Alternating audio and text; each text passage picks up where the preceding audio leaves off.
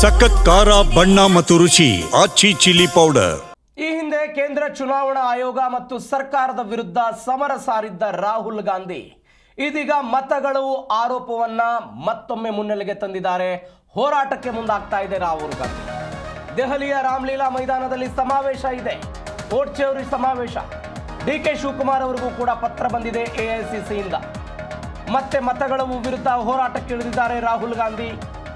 ದೆಹಲಿಯ ರಾಮಲೀಲಾ ಮೈದಾನದಲ್ಲಿ ಬೃಹತ್ ಸಮಾವೇಶ, ಓಟ್ ಚೋರಿ ಸಮಾವೇಶವನ್ನು ಆಯೋಜನೆ ಮಾಡಿದೆ ಅಖಿಲ ಭಾರತ ಕಾಂಗ್ರೆಸ್ ಕಮಿಟಿ.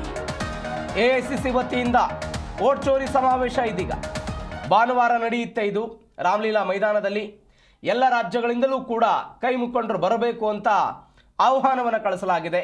ಪ್ರತಿ ಜಿಲ್ಲೆಗೆ 300 ಜನರನ್ನು ಕರೆದುಕೊಂಡು ಬರುವಂತೆ ಹೈಕಮಾಂಡ್ ಸೂಚನೆ ಕೊಟ್ಟಿದೆ.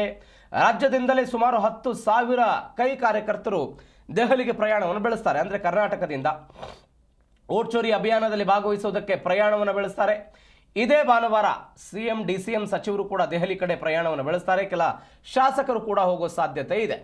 ಇದೇ ಸಂದರ್ಭದಲ್ಲಿ ಸಂಪುಟ ಪುನರ್ರಚನೆ ಚರ್ಚೆಯ ಬಗ್ಗೆಯೂ ಕೂಡ ವರಿಷ್ಠರನ್ನ ಭೇಟಿ ಮಾಡೋ ಸಾಧ್ಯತೆ ಇದೆ. ಸಚಿವ ಸ್ಥಾನಕ್ಕಾಗಿ ಶಾಸಕರುಗಳು ಲಾಬಿ ಮಾಡಬಹುದು.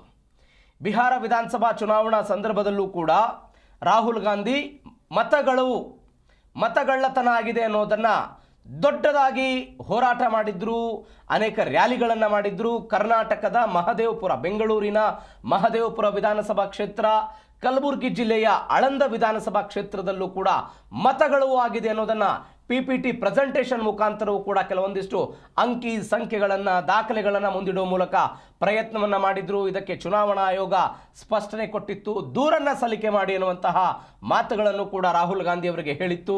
ಇವೆಲ್ಲವೂ ಆದ ನಂತರ ಇದೀಗ ದೆಹಲಿಯ ರಾಮಲೀಲಾ ಮೈದಾನದಲ್ಲಿ ಒಂದು ಸಮಾವೇಶ ಮಾಡೋದಕ್ಕೆ ಎಐಸಿಸಿ ಸನ್ನದ್ಧವಾಗಿದೆ.